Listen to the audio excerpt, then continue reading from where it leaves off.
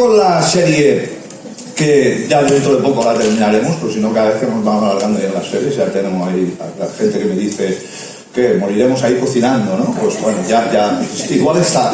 Oye, yo te digo una cosa, ahí fuera de guión, pero te digo una cosa, yo cuando empezamos la serie, la verdad que cocino mucho mejor ahora que antes cocinaba casi cero, ahora cocino muy poco, pero lo poco que cocino, jolín, me estoy animando ahí, igual hasta cambio de profesión, o sea que, bueno, lo que sí que pensaba es, en el episodio de hoy, le titulé Tiempo de cocción, porque está claro que todas las cosas tienen su tiempo y en la cocina, aquellos que cocináis sabéis que todavía mucho más, ¿no? Y creo que si estás aquí en esta mañana, y tanto si eres seguidor de Jesús como si no eres seguidor de Jesús, creo que estaremos de acuerdo en una cosa. A veces el tema de los tiempos, incluso en la comida o en la cocina, a veces, no sé tú, pero yo no los tengo muy claros. A veces la paciencia, a veces el... ¿Por qué te cuento? Mira los siguientes. A ver si sabes lo que es esto. Fácil, ¿no? Creo que todo el mundo ha comido alguna vez esto, ¿no? ¿Alguien ha preparado esto alguna vez en su casa? ¿Alguien ha preparado? ¡Guau, qué guay! Menos mal. Digo, a ver si lo he preparado yo solo y ahora hago aquí el pena, ¿sabes? Digo, pero ¿no te pasó? Porque pone, tú has visto el sobrecito ese, tú lo abres el sobrecito y yo lo miro, ¿no? Hay instrucciones porque si no luego salen las cosas mal. Entonces hay que leer las instrucciones. Abro y veo de 3 a 5 minutos. Jolín, de 3 a 5 minutos diferente. Entonces ahí te pone como un baremo, ¿no? Depende de cómo sea tu microondas, tienes que ponerle un tiempo, otro no sé qué o tal. ¿Vale? Entonces yo, no sé si te ha pasado a ti, yo llego, por ejemplo, cojo ahí, compro las palomitas, las pongo, ¿no? Y normalmente, pues en el mío son casi 4 minutos. Entonces las pongo casi 4 minutos. Y no sé si te ha pasado, pero alguna vez con casi 4 minutos no se habían acabado de abrir. Entonces estoy ahí, bueno, va, pues un poquito más. Entonces ahora ya me he acostumbrado a abrir la puertecilla esa y miro. Pero a veces lo que me pasa es que, ¡buah!, ya llega casi a los 4 minutos, abro la bolsa, y no sé si a ti te pasó esto, y ya huele como a quemado. Entonces las tiro ahí y digo, ¿qué ha pasado? No sé si alguna vez te pasó esto. ¿Sí? Bueno, menos mal. Digo, a ver si solo me pasó a mí. Digo, claro, es curioso, ¿por qué? Porque a veces, incluso con cosas que los tiempos, o no sé, ¿no? Aquellas cosas incluso parece que estarían claras, 3 a 5 minutos lo vamos a regular y tendría que ir bien, ¿no? Pues muchas veces creo que no siempre salen así, ¿no? Al final, seguramente en todas las cosas de la vida, podemos apreciar que todas las cosas requieren su tiempo. No sé si conocéis a este señor. Se llama Roberto de Vicenzo. Roberto de Vicenzo es un señor argentino que es campeón de golf, ¿vale? Llegó a ganar hasta 236 títulos, lo busqué, ¿por qué te digo esto? Estaba leyendo un libro, entonces leí una anécdota de este tío, me llamó muchísimo la atención, ahora os la compartiré. Pero pensaba, para llegar a ser un tío que gana tantísimos títulos, o sea, la inversión de tiempo que tuvo que hacer, tanto en practicar, en ir mejorando, etcétera y tal, tuvo que ser brutal, ¿verdad? Entonces pensaba, claro, porque relacionar, yo que sé, a la cocina, con todo lo que vamos a relacionar, ¿no? Pero pensaba, lo mismo que la cocina, los tiempos son importantes, en la vida de las personas lo que hacemos, también la inversión que hacemos es importante. Total, voy a la anécdota del tío para no enrollarme.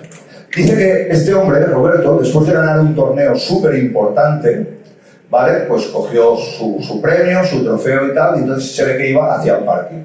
Cuando llegó al parking, había una chica allí, una chica joven, que fue rápidamente hacia él, llorando y suplicándole que por favor le ayudara. Roberto, por favor, ayúdeme. Tengo un hijo que se está muriendo, necesito su ayuda, porque si no, mi hijo va a morir. No tengo dinero para el hospital, ni para atenderle, ni para cuidarle, y si usted me pudiera ayudar, es posible que le pudiéramos salvar la vida. Cuentan que Roberto cogió y le dio una buena parte del premio para que esa mujer pudiera cuidar de su hijo. Lo curioso es que nuestro amigo Roberto, o sea, se quedó con el rundún, no sabía quién era la mujer, no la conocía, no podía saber qué había pasado con el hijo. Y se quedó ahí con el rundún de qué le habrá pasado al niño. Dice que una semana aproximadamente después, allí en el club de golf, se encontró con otros golfistas y entonces el tío todavía estaba ahí dándole vueltas a qué habrá pasado con el niño. Entonces le pregunto a los otros, oye, mira, lo que me pasó el otro día cuando gané el torneo me pasó esto, esta chica estaba ahí en el parking y tal, y no sé nada del niño.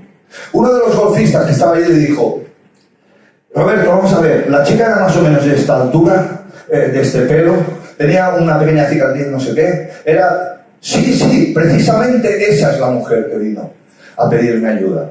Entonces el chico le dijo, mira Roberto, la chica te engañó. O sea, la chica te engañó porque engaña a todos los golfistas que vienen, a todos les cuenta la misma historia, para que todos le den dinero. Y todos, mayoritariamente, le acaban dando dinero. Entonces, Roberto preguntó, y fíjate en lo curioso de esta anécdota y de esta historia. Roberto le preguntó al chico, entonces, el hijo que está muriendo no existe. A lo cual su compañero de golf le dijo, no existe, es un engaño, Roberto. Y lo que él dijo fue lo siguiente, es la mejor noticia que me dieron esta semana. Me dejó tan asombrado esta historia, ¿no? Porque, o sea, no sé cómo tú reaccionarías ante un engaño. Alguien viene, te pide ayuda, no sé qué, y te engaña. No sé qué cosas habría vivido Roberto para enfocar su vida de una manera tan distinta.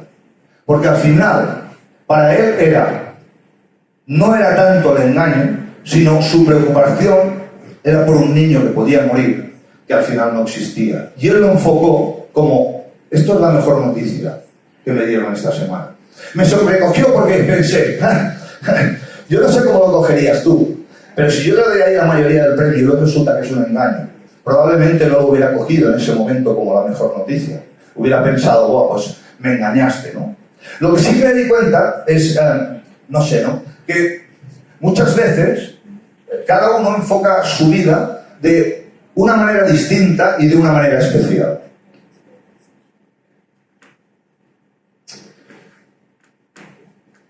Esta prédica tenía que hacerla pues, hace 3 semanas atrás, pero me encontré mal y me tuve que ir a casa.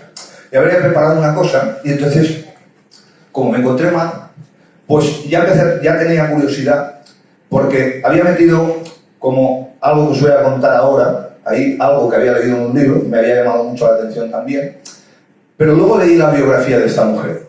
Y esta mujer es la Madre Teresa de Calcuta. La Madre Teresa de Calcuta, cuando lees su biografía, es tan bestia, tan impactante. O sea, lo que ella llegó a dar de inversión de tiempo, de pasión, de sufrir, de espera, de luchar. O sea, si tuviéramos que pensar a la hora de cocinar algo, lo que te cuesta en tiempo y esfuerzo y todo para llegar a cocinar, a veces simplemente cogemos comida rápida, la metemos ahí, sale y ya está. Pero a veces cuando quieres cocinar algo más elaborado te lleva un tiempo y tal. Si tuviéramos que valorar de alguna manera lo que hizo esta mujer durante toda su vida, es algo increíble, porque alguien que llegó solo allí a Calcuta, ¿no?, acabó atendiendo a tantas y tantas y tantas personas. No os quiero contar nada de las anécdotas de su vida, porque mientras leía el libro eran tan fuertes. O sea, simplemente te daban ganas de llorar en cada cosa, casi cada cosa que leías. Era abrumador. Y pensaba, ¿no? Es curioso todo lo que vivió esta mujer. Total, el tema que había leído en el libro era, una vez le preguntaron a la Madre Teresa de Calcuta cómo habían llegado los pobres a ser su vocación. Un periodista le preguntó eso, ¿cómo habían llegado los pobres a ser su vocación? Y ella respondió, los pobres no son mi vocación. Mi única vocación es Cristo. Y Él me puso entre los pobres. Y me llenó tanto lo que esta mujer transmitía. Todo lo que vas leyendo de personas que se encontraron con ella, lo que vieron, lo que realmente descubrieron en ella, una pasión por Jesús, que hacía que todas esas cosas en las que se involucraba, que eran verdaderas locuras, salieran adelante. Quizá muchos hubiéramos dicho, no vale la pena, vamos a tirar la toalla, esto es imposible y tal. Pero su vocación era que Jesús cuidaría de lo que estaba haciendo. Y a través de todo esto, me estaba preguntando a mí mismo, ¿mi vocación es Jesús? ¿Realmente mi vocación es Jesús? ¿Mi pasión es Él? ¿Y dónde nos ha puesto Jesús?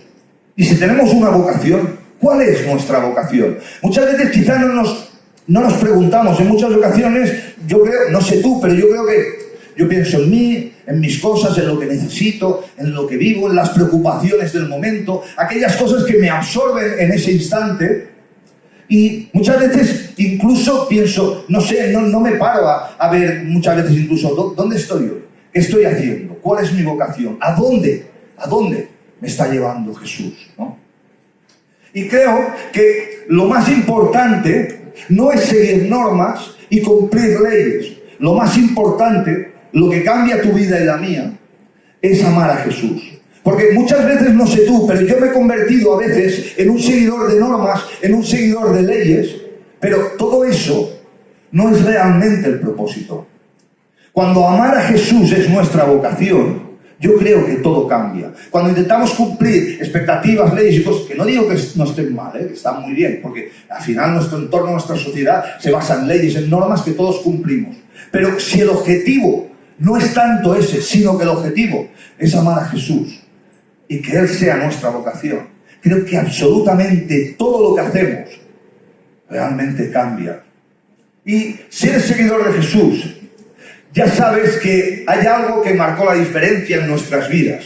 Porque si Dios no nos hubiera mostrado su amor con el sacrificio de su Hijo a nuestro favor, nos sería muy difícil entender cómo este Dios tan increíble nos ama. Si tú y yo nos paráramos solo a ver el Antiguo Testamento y viéramos quién es este Dios que se muestra, un Dios de poder, un Dios increíble, un Dios extraordinario, igual nos costaría entender su amor. Pero cuando vemos el sacrificio de Jesús a nuestro favor, lo que Él hace para mostrar el amor que Dios nos tiene es tan brutal que acaba con cualquier cosa que nos haga dudar. Porque si hoy estás aquí y tú te preguntas, ¿cuánto es lo que tú vales para Dios? ¿Cuánto es lo que tú vales para Dios? ¿Cuánto crees tú que vales para Dios? Vales exactamente la vida de su Hijo. Y me parece brutal, la vida de su Hijo. Yo no daría a ninguno de mis hijos por nadie. Por mucho que los amara, por mucho que los quisiera. La expresión máxima de amor que Dios nos muestra es dar la vida de su Hijo. Ese es el precio que cada uno daremos para Él. Y creo que en realidad amar a Jesús, lo que significa amar a Jesús es amar a los demás. Se pasó constantemente dándonos muestras de que si hacemos las cosas y el amor no está en primer lugar, no sirve absolutamente de nada. Si no amamos a los demás, por mucho que digamos que le amamos a Él, absolutamente todo lo que estamos viviendo pierde el sentido. Es verdad, amar a los demás no es fácil. ¿Por qué? Porque además nos pide que amemos a los demás tal y como son. Nosotros muchas veces amamos a los demás, pero tienes que cambiar, tienes que ajustar, tienes que... Pero Jesús ya te amó a ti tal como eres, con la condición que vienes, con la que traes, con lo que vives. Ya te ama así. Claro, es difícil, porque nosotros recibimos fácil esa aceptación de Dios me ama así, pero muchas veces nos cuesta amar al que está al lado, porque nos cuesta muchas veces aceptar como es.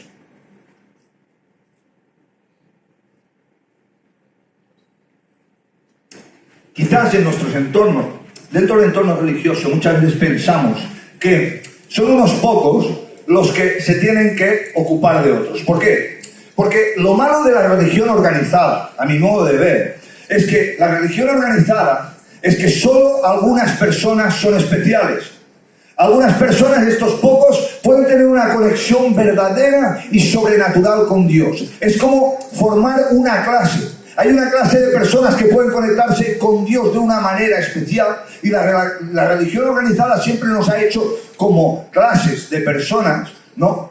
Pero creo que el mensaje de Jesús vino a traer un mensaje de igualdad que rompía incluso en ese tiempo, el cómo Él equiparó a mujeres, niños, a todas las personas, fueran de la clase de la sociedad que fueran. Porque para Él todas eran ovejas de un mismo rebaño, todas iguales, sin diferencia, todas valían lo mismo y todas tenían un solo pastor, Cristo Jesús, el resucitado. Y Él dio valor a cada persona, da valor a ti, a cada persona por igual. Él no vino a traer una religión de clases, no vino a traer, hay unos que son mejores que otros, hay unos que compren más que otros, hay unos que... Él lo que vino es a crear familia, a crear un pueblo, todos iguales, todos formando parte. Ovejas, que si alguna se pierde, Él nos dice que tiene tanto valor para Él, que sale corriendo a buscarla. Y es curioso, ¿no? Porque si Él vino a crear un pueblo, una familia, muchas veces nosotros, con nuestro entorno, con nuestra familia, el trato que tenemos, la manera de hacer, aunque a veces no lo hagamos suficientemente bien, normalmente saldrías corriendo para cualquier cosa que le pase. Pero muchas veces en nuestro entorno de religión o de creencia, muchas veces la religión que cogemos o la manera de hacer que tenemos, muchas veces marca una diferencia y una distancia con las demás personas. Y déjame llevarte a una historia que creo que ilustra muy bien, a mi modo de ver, esto que intento contarte. Dice que bajaba un hombre de Jerusalén a Jericó y cayó en manos de unos ladrones. Le quitaron la ropa, lo golpearon y se fueron, dejándolo medio muerto. Esa es la historia que empieza a contarle Jesús a toda una multitud que se está oyendo, ¿vale? Que está ahí expectante para ver qué es lo que va a explicar. Y Jesús empieza diciendo esto. Y yo no sé si alguna vez tú te has sentido como se pudo sentir esta persona que se encontró allí tirada en el camino. ¿Vale? A lo mejor no es una situación física la que has sentido, pero a lo mejor muchas veces nos hemos podido sentir dañados, heridos, maltratados. A veces que te quiten una parte de dinero realmente es malo, pero muchas veces nos han quitado cosas que son mucho más importantes que el dinero. A veces hay heridas que nos han hecho, que nos marcan la vida de ahí en adelante. Y hay heridas muchas veces que nos cuesta muchísimo recuperar. A partir de ahí normalmente hacemos una pantalla de protección, porque no queremos que las demás personas nos vuelvan a dañar. Y yo no sé si tú de alguna manera hoy estás aquí y te sientes así por alguna situación que vives. No sé si alguien te hizo algo que te dañó y tú sigues ahí arrastrando, que tienes ahí en tu vida y que no puedes avanzar con ello. Es algo que te lacra, que te hace que las cosas las veas diferentes y que haya cosas que digas, prefiero no jugármela más. Pero también quizás estás aquí y déjame que te diga, porque yo también he vivido situaciones así, pero también he vivido situaciones en las que quizá el que ha dañado a otro he sido yo. Y no sé si en esta mañana, el cómo te puedes sentir, el qué cosas has vivido o estás viviendo, que realmente te lleven a situaciones en las que incluso hoy puedes estar aquí y pensar, me siento solo, me siento dañado, me siento herido. Y quizá mi vida no avanza hacia donde debería avanzar. Jesús continúa la historia diciendo, resulta, ¡buah, suerte! Resulta que este hombre ha sido atacado, ha sido herido, ha quedado allí en el camino, pero resulta que por el mismo camino un sacerdote va por allí y cuando lo ve, dice, se desvió y siguió de largo. Y nosotros vemos esto así, ¿vale? Y solamente leemos como una historia, además es una historia ficticia, pero la gente que está escuchando allí, está escuchando, ellos tienen los sacerdotes cerca, los conocen, seguro que esto les chocaría en gran manera, pero muchas veces pienso que nuestra primera situación, lo primero que solemos hacer cuando vemos a alguien que tiene un problema, a alguien que está herido, a alguien que está dañado, nuestra primera intención es, me voy por la banda. Es más fácil irnos por la banda. Quizás es lo siento, no puedo atenderte. Quizás hay cosas más importantes hoy en mi vida, lo siento, no puedo pararme ahí en tu vida. Imagínate la locura de querer atender a todas las personas que realmente les pasa algo. ¿Te imaginas? Pues lo siento, no puedo ocuparme de todas las personas que me encuentro. No puedo preocuparme de todas las personas que les pasa algo. Y no sé si tú has sentido esto alguna vez. No puedo imaginar, es una historia y es ficticia. Pero si estuviéramos viendo esa historia y realmente pasara, ¿tú podrías imaginar la cara de ese hombre herido cuando ve que el sacerdote se marcha? No sé si te sientes herido y has visto que la gente de tu entorno quizá pasa de largo y se marcha. Son tus problemas. No nos vamos a ocupar de ellos. Quizá pasas de largo de los problemas de otro. Jesús continúa la historia y dice así, también llegó a aquel lugar un levita y al verlo se desvió y siguió de largo. Jesús está contando una historia que para los que la escuchan no solo es asombrosa, sino que, jolín, tío, igual ellos también estaban viviendo eso alguna vez de alguna manera. Igual esos sacerdotes, esa gente de la ley, esos que cuidaban, esos que sabían las normas, que lo hacían bien. Quizás en más de una ocasión lo que ellos habían sentido Es que esa gente simplemente les invitaban a cumplir normas, a cumplir leyes, pero pasaban de largo de su vida.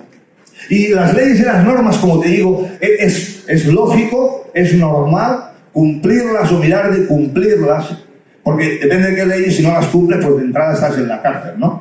Y muchas cosas, pues tenemos muchas normas de circulación, normas de no sé qué, si no las cumples, pues seguramente no te irá muy bien. Y hay veces que, evidentemente, pues todo esto nos ayuda a nuestro modo de vivir. Pero, de alguna manera intento ver, ¿no? En este pasaje, Jesús nos ha mostrado, sacerdote, el levita, ¿no? Pero ¿son las normas más importantes que las personas? O sea, a veces lo que vivimos es más importante que las personas. Y espera que vas a alucinar con lo que viene ahora, porque Jesús sigue con esta historia. Y entonces, en nuestro mundo de clases, en nuestro mundo que nosotros organizamos la vida, en el que vemos y valoramos a las personas, va Jesús y mete a un samaritano. Un samaritano es la persona, o sea, este es el enemigo, además. Este no se va a parar en nuestra vida. Este cómo va a cuidar de nosotros. Este cómo va a hacer. Y Jesús muestra en esta historia. Pero un samaritano que iba de viaje llegó allí donde estaba el hombre y viéndolo, se compadeció de él.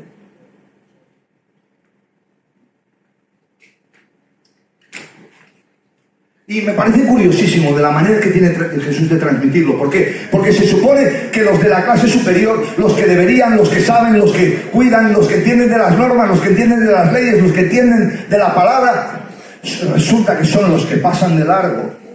Quizás esa es la clase, si hubiera clases que deberían haber separado, y en cambio se para el samaritano. Quizás si fuéramos nosotros por ese camino y viéramos a alguien que es conocido, que queremos, un hijo, alguien familiar, alguien que apreciamos, alguien que es importante para nosotros, probablemente diríamos, yo también me paro.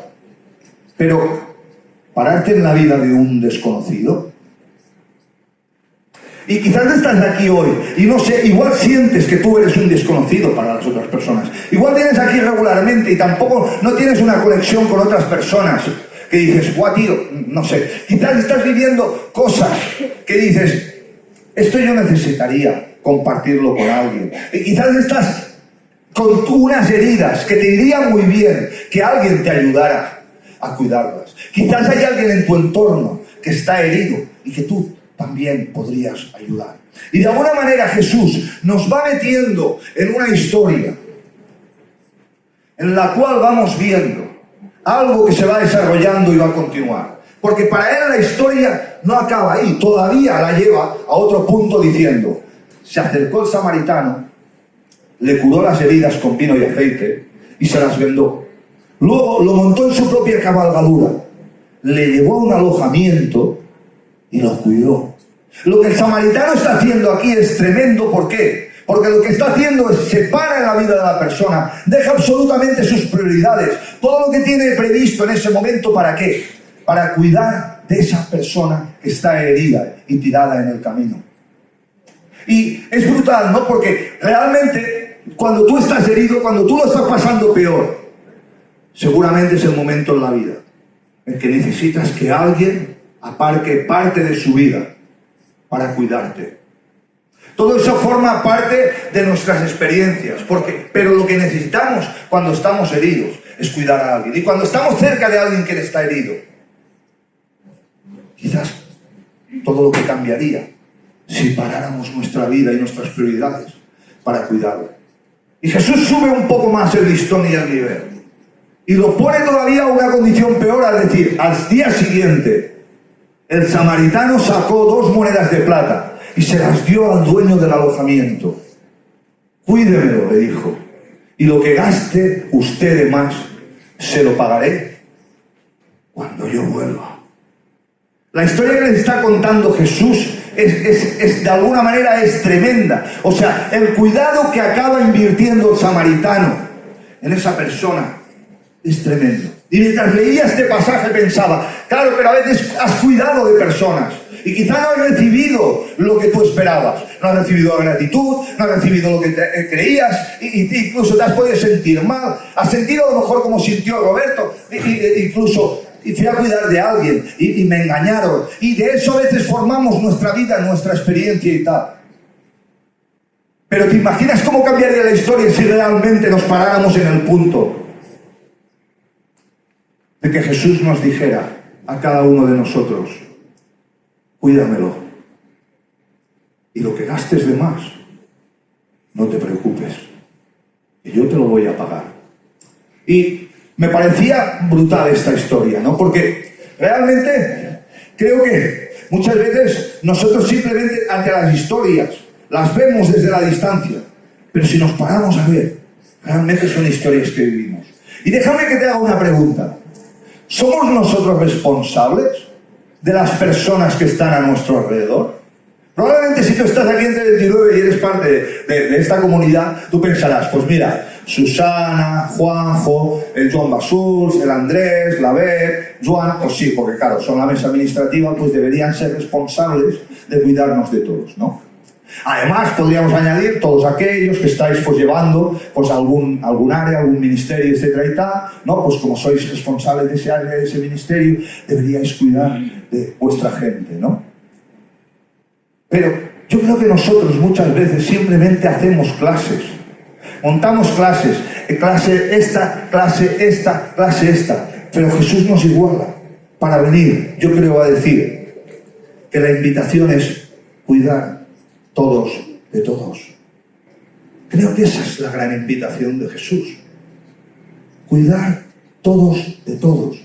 Quizás la respuesta a veces que hallarás en la gente no será la ideal. Y si encima salimos de este entorno, fuera de tu entorno, cuando sales de aquí, tienes familia, amigos, conocidos, los del pádel, los del vóley, los de donde quieras, los de cualquier hobby, cualquier actividad que hagas.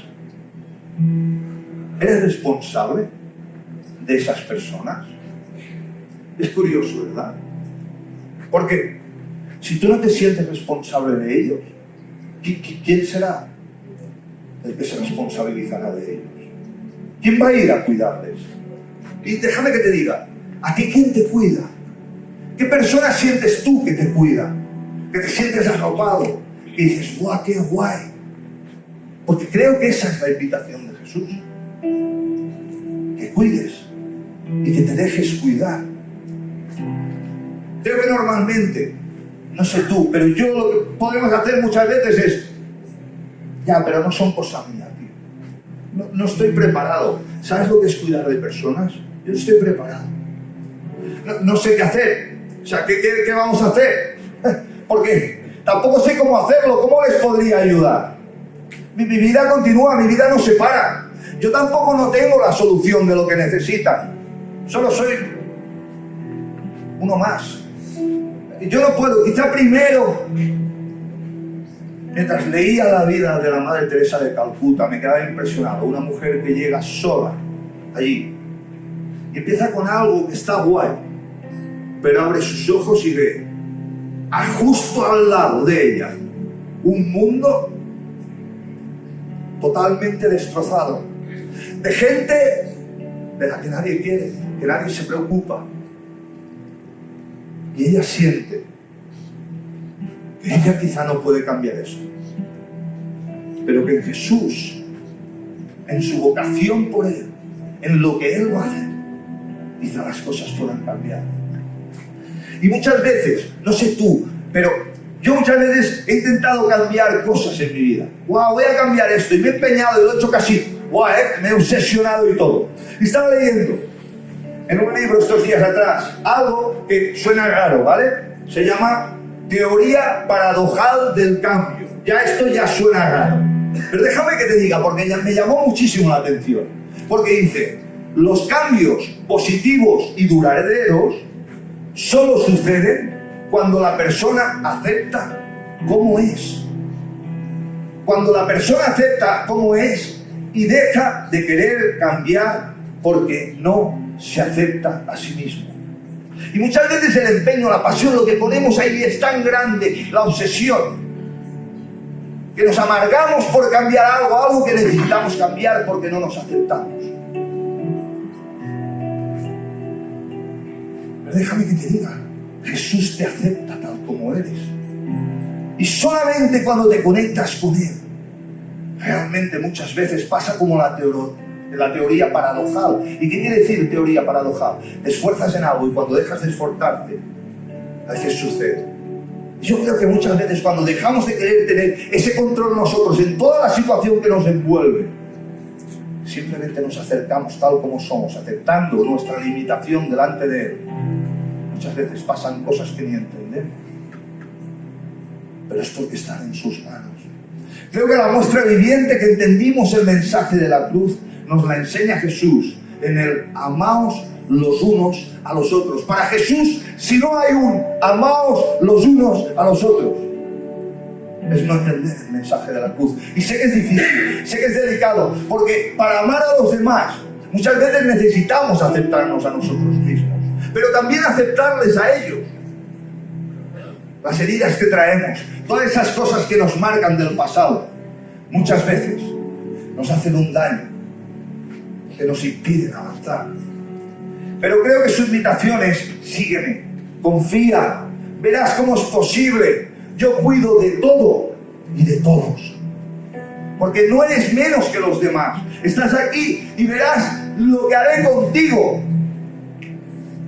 Verás cómo te voy a cuidar. Déjate llevar por lo que yo voy a hacer en tu vida. Quizá no te agobies.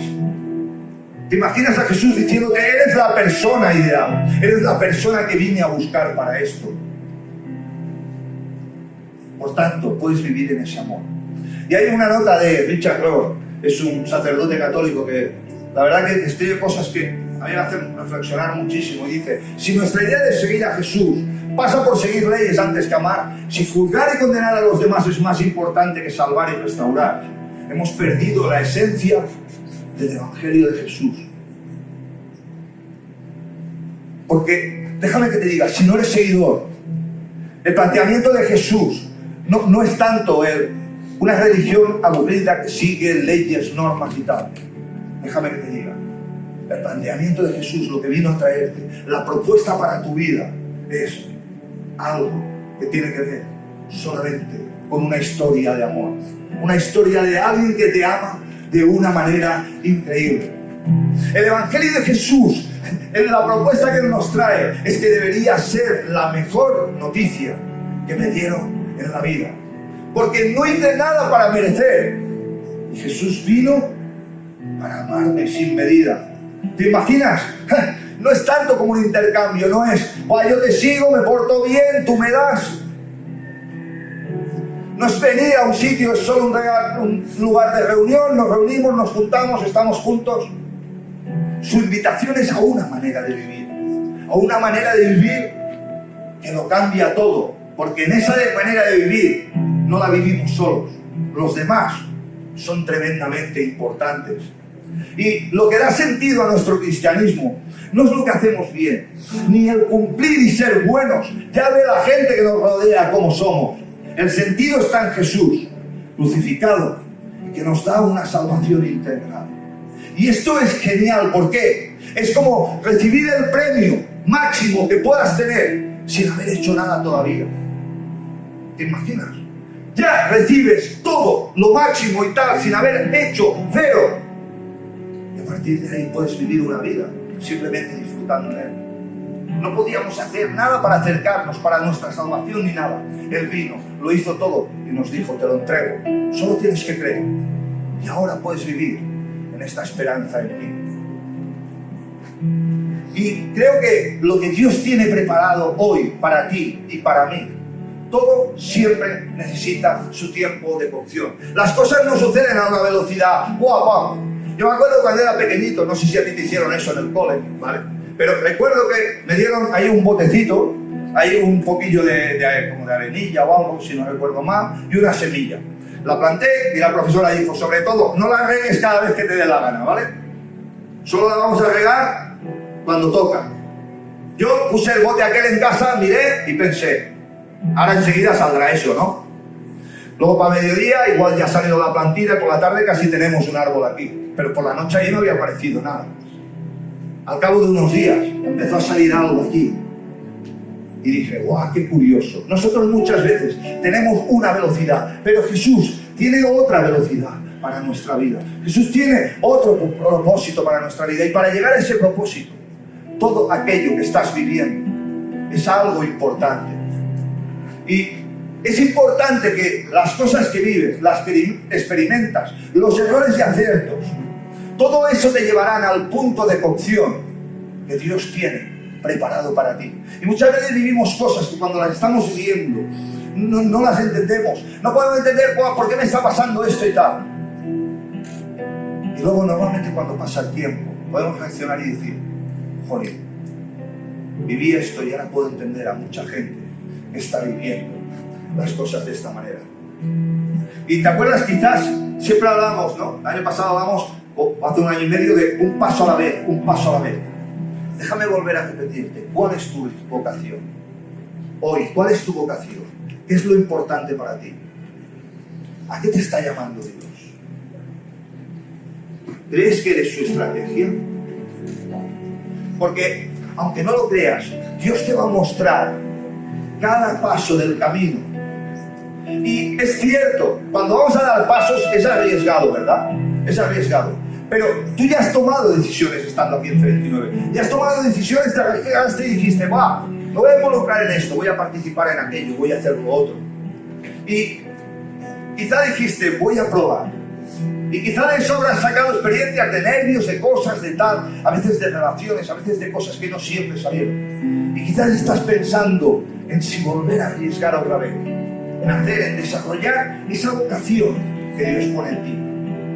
Porque somos tremendamente importantes para Él. Y aprender y ser parte, ayudar y ser ayudado, es parte de una convivencia de amor que muchas veces lo cambia todo. Y quizás estás hoy aquí y estás pensando, igual la propuesta de Jesús, yo no soy seguidor, pero igual la propuesta de Jesús, una propuesta de amor, joder, tío, igual es interesante eso. Igual estás pensando en bautizarte, quizás estás pensando en que necesitas ayuda, quizás estás pensando en que podrías ayudar a otros, quizás estás pensando casi cualquier cosa que vayas a hacer, siempre conlleva un riesgo, siempre conlleva unas dudas. Yo te invito ahora cuando terminemos, se pondrán los de live ahí en el lateral. Te invito, si quieres orar por alguien que está enfermo, si quieres orar por algo que te pasa a ti, si quieres orar por tu vocación, por alguien de tu familia, por alguien que quieres. Porque al final la invitación de Jesús es a una relación con Él y a una relación con los demás. Y yo creo que la oración es lo que nos conecta con Él de una manera increíble. Vale, sí, muchas veces decimos, parece que no oigo respuesta. Y como no me contesta audible, pues y a veces incluso nos cansamos. Pero es un Dios que está ahí escuchando. Y déjame decirte, tú eres el plan de vivir y compartir su amor con todos los que lo rodean. No eres un extraño aquí, no debes serlo, no debes sentirte. Eres alguien importante, eres alguien que tenemos que valorar. Todos los que están a tu lado, quizá conoces a algunos, pero lo interesante sería ¿a cuánta gente tienes a tu alrededor que va a formar parte del plan que tiene Dios para tu vida en este año? Y déjame terminar simplemente con una anécdota que leí que me pareció tan increíble y tan genial. Muchas veces pensamos, yo no estoy preparado, no sé ni cómo hacerlo, no le veo la solución a esto, Leí una historia esta semana que me llamó tanto. Un papá va a construir el camino de la entrada de la casa.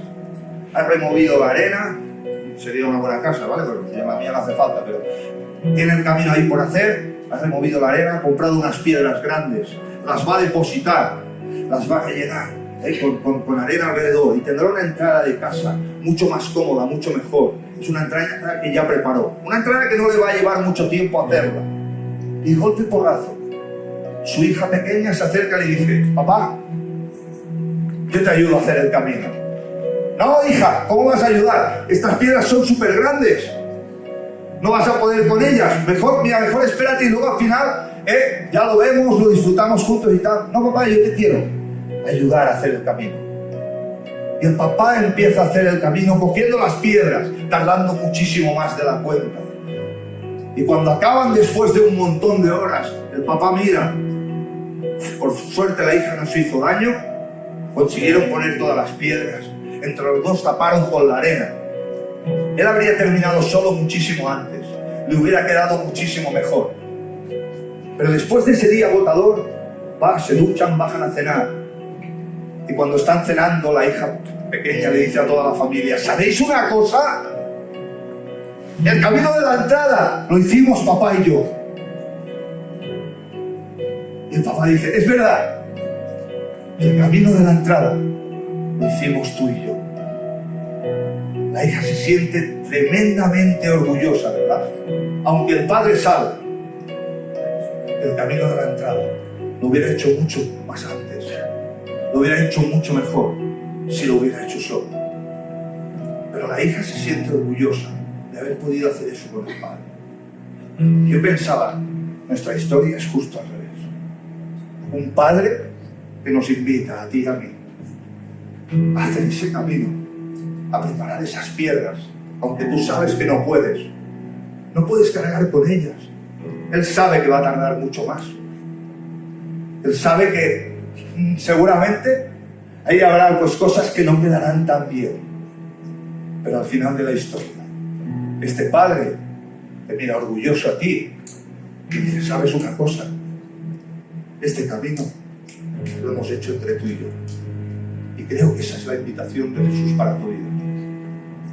Quitar clases, quitar cosas que están por encima de los demás y conectarnos con Él y con los que tenemos al lado.